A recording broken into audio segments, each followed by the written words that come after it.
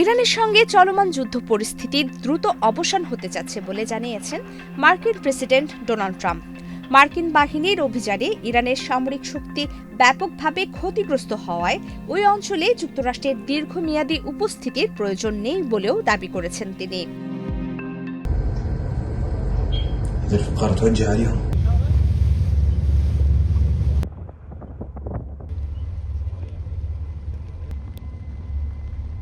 গতকাল মঙ্গলবার new York পোস্টকে দেওয়া এক বিশেষ সাক্ষাৎকারে মার্কিন প্রেসিডেন্ট মধ্যপ্রাচ্যের বর্তমান পরিস্থিতি, ওদের স্বপ্ন পূরণে পাশে থাকতে পেরে আমরা গর্বিত ও হরমুজ প্রণালী নিয়ে এসব কথা বলেন। আজ বুধবার কাতার ভিত্তিক সংবাদ মাধ্যম আল জাজিরা সহ বেশ কিছু আন্তর্জাতিক গণমাধ্যম ট্রাম্পের এই বক্তব্যের বরাত দিয়ে প্রতিবেদন প্রকাশ করেছে। সাক্ষাৎকারে ডোনাল্ড ট্রাম্প দাবি করেন, মার্কিন অভিযানের মুখে ইরানের পাল্টা লড়াই করার সক্ষমতা প্রায় শেষ হয়ে গেছে।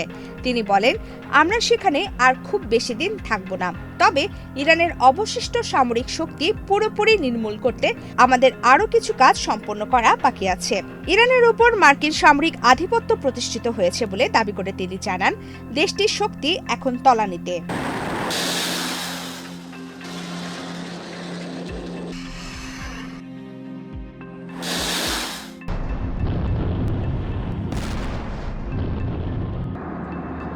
মধ্যপ্রাচ্যের গুরুত্বপূর্ণ সমুদ্রপথ হরমুজ প্রণালী পুনরায় সচল করার বিষয়েও কথা বলেছেন মার্কিন প্রেসিডেন্ট। বর্তমানে এই জলপথটি দিয়ে নৌ চলাচল ব্যাহত থাকলেও ট্রাম্পের বিশ্বাস, পরিস্থিতি খুব দ্রুতই স্বাভাবিক হবে।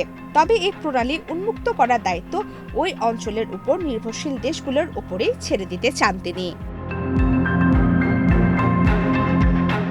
হরমুজ প্রণালী দিয়ে বিশ্বের একটি বড় অংশে জ্বালানি তেল সরবরাহ করা হয়।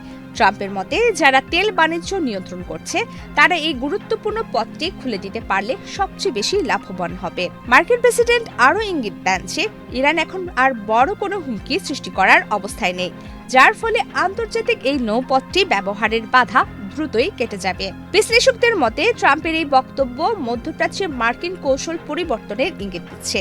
তবে যুদ্ধের প্রকৃত সমাপ্তি এবং হরমুজ প্রণালী কবে নাগাদ পুরোপুরি সচল হবে তা নিয়ে এখনও ধোঁয়াশা কাটেনি।